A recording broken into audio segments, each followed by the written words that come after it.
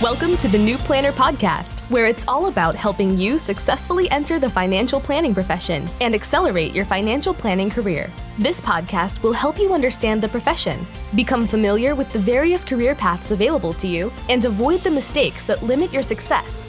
Join your host, Caleb Brown, to explore the human side of creating a successful planning career through interviews, personal experience, and insights from the trenches. Let's get started. Welcome to this special episode of the New Planner Podcast. This is Caleb Brown, your host. I am so excited to have my guest today, Keturah Orji, who is a paraplanner at SeedSafe Financial and is a 3-time Olympian and is actually competing today in Paris. So make sure you tune in to watch her. Keturah joins the show to discuss not only her financial planning journey, but her athletic journey as well. Keturah shared how she knew that she had the athletic ability from a young age and how that's led to her 3rd Olympic Games in Paris. She goes on to share how her boyfriend suggested taking a financial planning class, which then led to Keturah to pursue a master's degree in financial planning and hoping to attain the CFP certification. Stay tuned for Keturah to share her challenges in juggling her busy schedule, what she's looking for in her financial planning career, and tips for others who have a lot on their plate. I hope you enjoy my interview with Keturah Orji.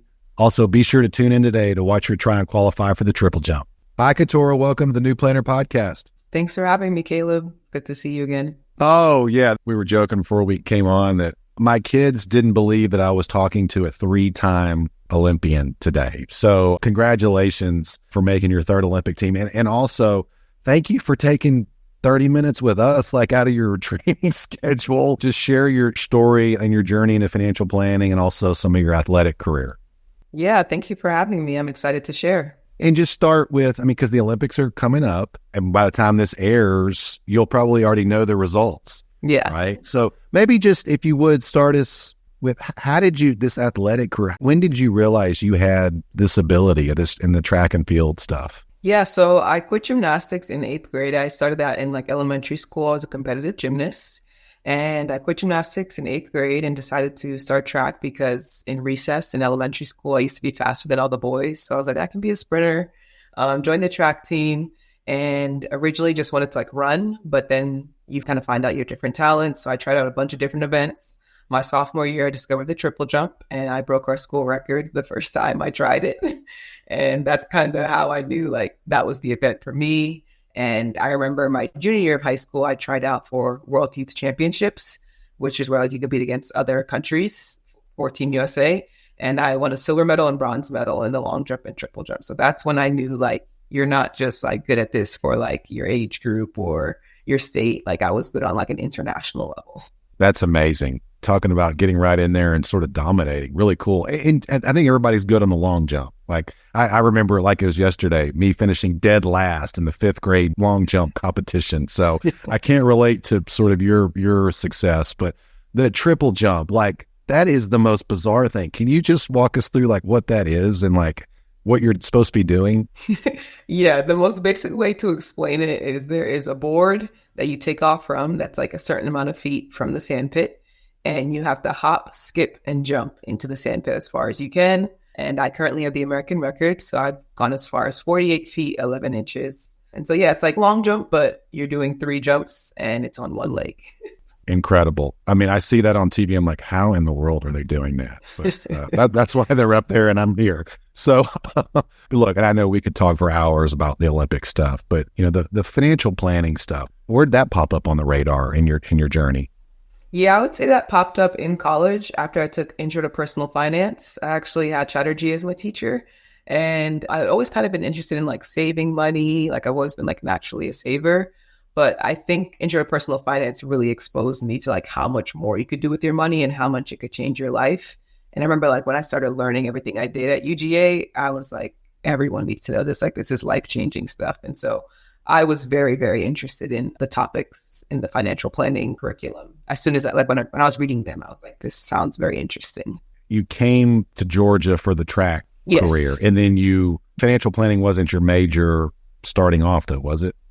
I didn't really know what I was going to major in. I was thinking about doing criminal justice, but I really wasn't sure. And then I was thinking about doing communications. My husband was the one that, he was my boyfriend back then, but he was the one that showed me the financial planning curriculum. And he was like, why don't you try this? And I was like, okay, I'll take the Intro to Personal Finance and see. And then I really loved it. And is his background in financial planning at all? He's a CPA, actually. He's accounting and Okay. finance major from Georgia. Okay. Great. Well, thank him for doing that and pointing you to the good side over here. So you got in Chatterjee's class and then you changed your major, and then maybe just walk us through, like, what is it like being a Division I athlete at a high level and taking all these classes and making good grades? I think you had like a 4.0. I mean, like, how did you do all that? I think I've always been studious from when I was a little kid, but I would say like the schedule, it seems like such a long time ago, but the schedule, especially I remember, I think it was Tuesday, Thursdays, we lifted at 6 a.m. So those were the days that like really got me. We lifted at 6 a.m. I think we'd finish up around like 7:30 or 8. You'd go to the locker room, shower, change for class. And they usually have like a grab and go. They started like this grab and go thing for athletes where you can like grab a smoothie, some type of breakfast. So, grab the food, walk over to the financial planning building, go to some classes. Then we'd have an afternoon training session. So after classes, go back to the locker room, maybe change for practice, prepare for practice, maybe take a nap. Sometimes you can fit a nap in somewhere. Go do your second training session. And then if there's any work you have to do, like it would come after that second training session.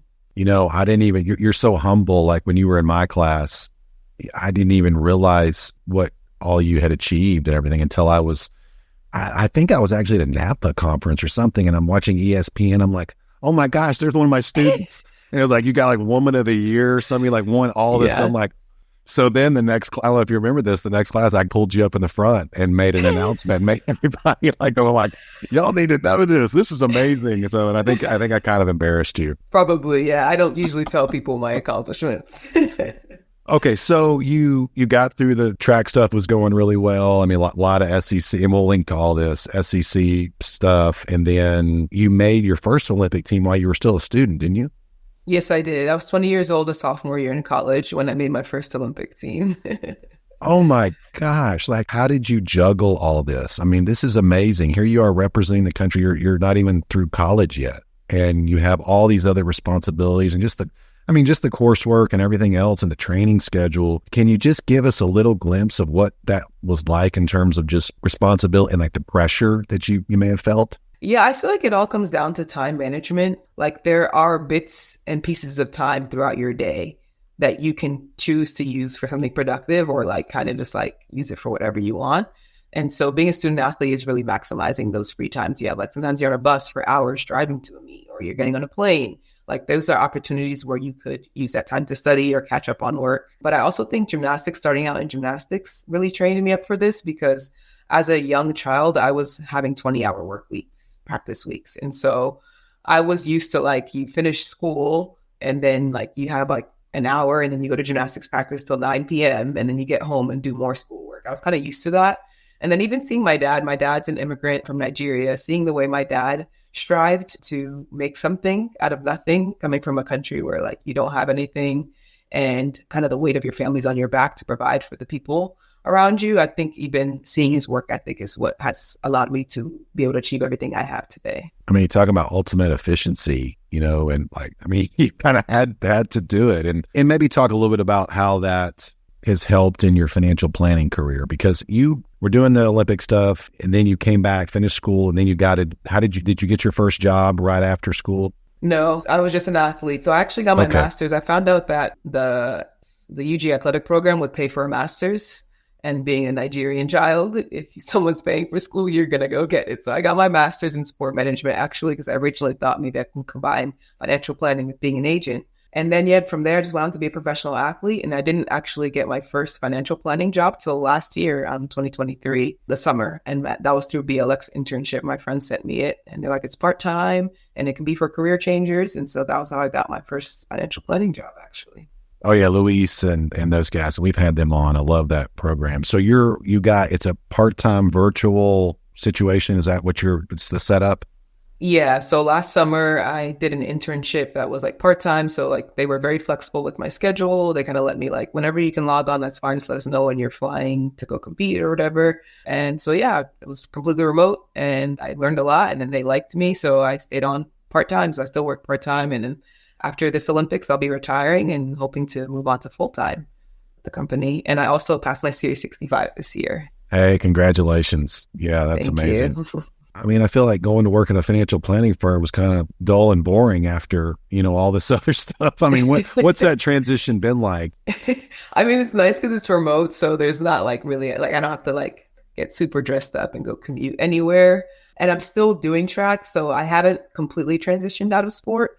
I think it will be a little bit of an adjustment, but I'm also looking forward to the freedom. One thing people don't realize about being an athlete is that it kind of follows you. You don't log off of track. Like it follows you throughout life. The decisions you're making when you go to sleep, the decisions you're making when you eat, like it influences everything you do. If you want to go to your friend's baby shower or something, or you want to go to a holiday event, you can miss a lot because you're always training and prioritizing being the best athlete in the world. And so it's going to be really nice to just be able to be like, I'm going to go wherever I want and when I want because I don't have to go practice or train. How many hours per day right now do you train for the Olympics? So I practice from 6 to 9 p.m. And then I also lift on those days for like an hour and a half. So let's say like 4.5 to 5 hours each day. But some days, so I have Wednesday and Friday off. So like some days are off days.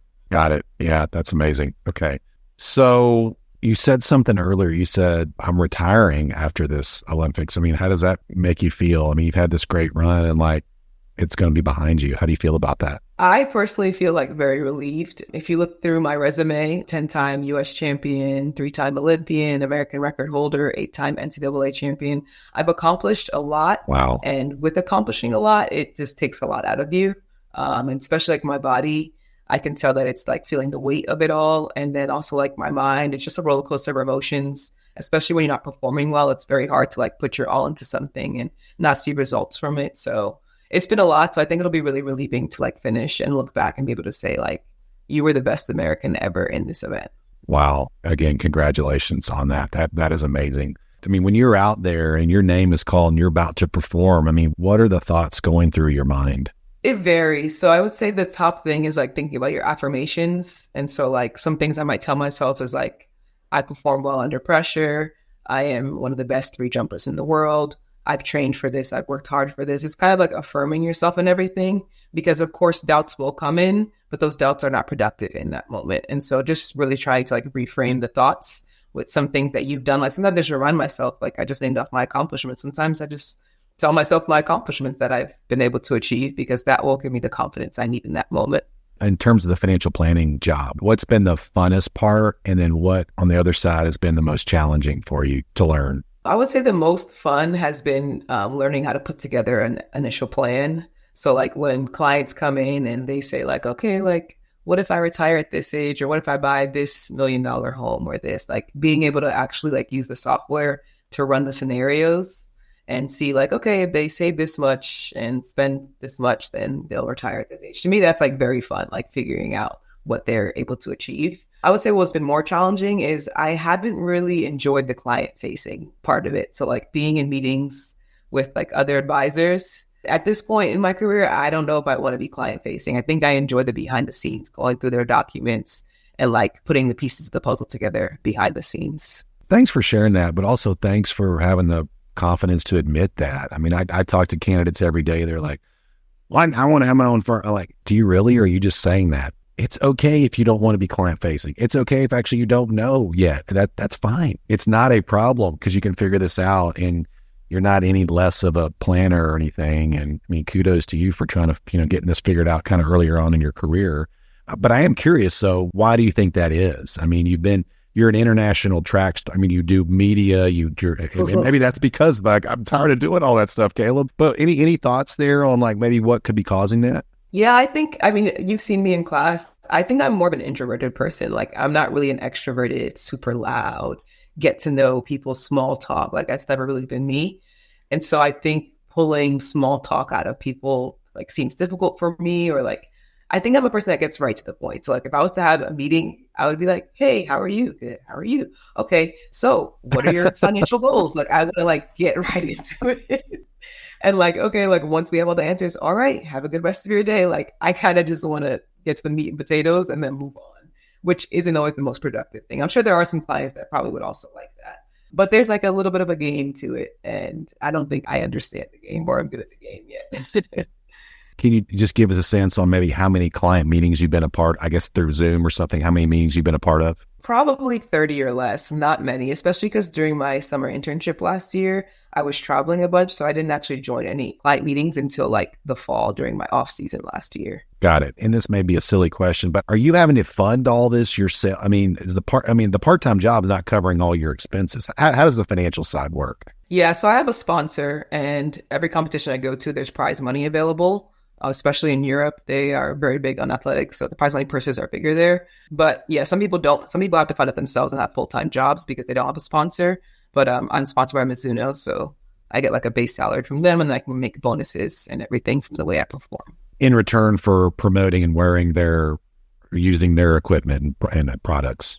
Yes, so I cannot wear like Nike, Adidas, or any other competitors. Okay, all right. Who helped you like get that deal and negotiate all that? Was that you or your family or an agent or something? Yeah, I have an agent. So my agent negotiated that deal. And then like even getting into competitions and things, my agent handles all of that for me. Yeah, I just feel like going to a regular financial planning job is going to be like such a letdown. Like, are you going to try to because I know we've got like Lauren Williams, some other people out there, like I'm trying to go for the athlete and the people up in Boulder, Colorado. I mean, is that what you're going to do? Is that the path you're going to follow? Or are you going to once I'm done with track, Caleb, I'm done. I'm done with all this stuff. I'm still not sure. And it's so far away because like now that I'm working at a small company, it's SeedSafe. And because they're so small, I see all the different compliance and everything that's involved with having your own firm. So I'm not sure if I'd want to do it. I don't know if you remember, but Brian's a CFP. Brian and I together presented in Caleb's class, like a financial planning company for athletes. And so it was awesome. It was awesome, dude. Thank you. And so I think in a dream world, that sounds great. But realistically, I don't know. We'll see. I'm not against it for sure. But I'm also not super cold to that either. And I know it's needed. I can definitely say that. So it's not like I trained for a marathon and I ran a marathon that I was like, I'm not running for another 6 months. I'm I'm not going to keep doing this. I am done with this. All right. So what's next, Keturah? I mean, you can really do you have done a lot of stuff. I mean, it's amazing your achievements and accomplishments and just how humble you are. What's next? I mean, what are you excited about? What are you going to do? I think it kind of goes back to what I was saying earlier about the freedom. So I actually told my boss already that next year I want to continue to work part-time because I would like to take the time to visit some friends and kind of, you could say, catch up on life that I've been missing out on. These years I've been full-time training. So I'm really looking forward to just visiting some friends around the United States, and I'll still be working part-time for the company. And then I do want to get my CFP, although I've heard crazy stories about it. So I'm a little bit nervous about how much I'll have to study and the amount of hours I have to go into try to pass that. But yeah, I'm just really excited to get into financial planning. I'm excited to take on some different hobbies now that I won't be a track and field athlete. I think I'm going to try to find some volleyball teams. My husband and I play pickleball together sometimes. I love double dutch. I'm going to see if I can find some type of double dutch. So there's so many hobbies I can take on now that I won't be focused on triple jumping. Yeah, your schedule's kind of free up a bit, right? After not having to train for 5 or 6 hours a day. A lot more time on your hands. Yeah. Some of that will be taken up with work, though, too. You mentioned passing the 65. That was recent. You did that? Yes. That was in April. Any tips? What should people do to try to get that done the first time? So what I did was I read through the Kaplan book first completely. And it's a 600-page book for anyone that has not started it. So read through the book completely and took the quizzes as I was reading through it.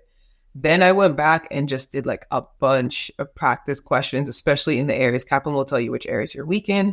So there are a bunch of practice questions, and then also did the practice exams. And I made sure to sit through it like it was the real exam. So you have to set aside a good amount of time because the practice exams took me, I think, at least 2 hours. But I consistently was taking those, and I reviewed. They tell you to review the questions, but I think some people don't. So make sure you actually review the exam, the practice exam that you took, to see which areas you're weak in. I wasn't actually feeling that confident going into it because I think I wanted to be getting 80s on my practice exams. And I think I was getting 75, 72s, which is right on the line. So I was kind of nervous, but I feel like the exam didn't actually have that many questions. As far as I was most nervous about, if you're in this state, you register here, or there are a bunch of stuff like that. And there weren't there was 1 or 2 questions about that, which I was so annoyed because I really stressed that. And then I also took a class. I can't remember his name. I think it was Brian something.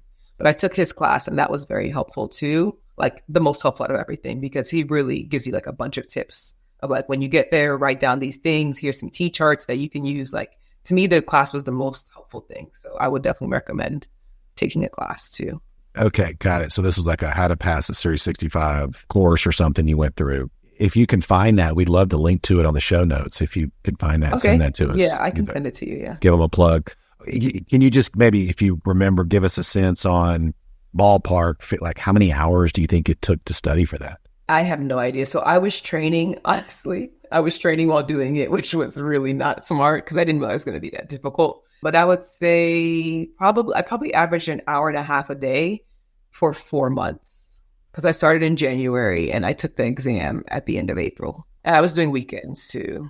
And I keep going back to you operating at such a high level. Like, you ever like doing questions and like thinking about, oh man, I missed a eighth of a point or something, eighth of like, oh, I what is it called? I fouled, I stepped. I mean, and then when you're doing your other stuff, like, oh yeah, so you got to register in this state. Do you ever get on flip flop? Like, you're just kind of. I wouldn't say track ever bleeds over to while I'm studying, but I would say that sometimes, like, because in track practice, like, if you're out of breath or resting in between reps or something, you have time to think. And so sometimes I would recap what I was studying, especially as I got close to the exam. I'm like, I need to be recapping this information. Like, I need it at the front of my mind. So I would sometimes do that during practice. Amazing. Well, this has just been so fun to catch up with you, Keturah. And again, congratulations on this third Olympics. And I know we were all pulling for you. And like I said, by the time this airs, we'll know what happens. But I mean, how you feeling about going into this games? Yeah, I'm feeling okay. I would say that I was in better shape for Tokyo as far as like what I had jumped before Tokyo. But the way that sport is anything can happen. I'm in good shape. I just need to put together the jump that I really want. So I'm hoping that it all comes together, because that's how sport is. You can kind of have like a bunch of bad meets and then have a really great meet. And it's really important to have like short-term memory when you're an athlete. So. And then maybe one final question, just you've already given us a lot here and I appreciate that, but any tips just for anybody that's wanting to transition into or become a financial planner that has either a very demanding hobby or another job that's high level performing, that to do this like you've done? Yeah, the one thing I always tell people, because they talk about like, oh, you don't have that much time, how do you get everything done? I always tell people that the things that are important to you, you will prioritize. So you really have to decide how important is the thing that it is that you want to do. And if you say it's that important, then you have to prioritize that. If that means getting up earlier or staying up later or finding time, taking your lunch to do something, like that's what it requires, because it is a priority. So yeah, it's making a priority list and deciding where does it fall, what's most important, and where does that fall on the list. And so I decided that financial planning was number 2 to track. And so that's why I kind of got involved with it while I still wasn't retired from track yet. And so excited to see where it leads me. This has been so fun, Keturah. Thanks again for coming on and spending just a few minutes with us and out of your busy schedule. Any final comments or anything that you'd like to leave the audience with before we close out? I'll just share my Instagram if you want to follow my journey to Paris and see how I perform or anything there. My Instagram is KTORR1. And I also have a website, which is my first and last name, www.KeturahOrji.com. Thank you for sharing that. We'll link to all your stuff as well so people can follow you. Keturah, thanks so much for coming on. This was a blast. Thanks for having me, Caleb. Thanks for joining us for this episode of the New Planner Podcast. If you're ready to discover the top career paths for financial planners and see which track is best for you, we created a free guide to help you. Grab your copy of the Financial Planner Career Roadmap at newplannerrecruiting.com/roadmap. There, you'll also find more tools and resources all created to help you build a successful financial planning career. Tune back in next week for another episode, and until then, we're here to help you succeed.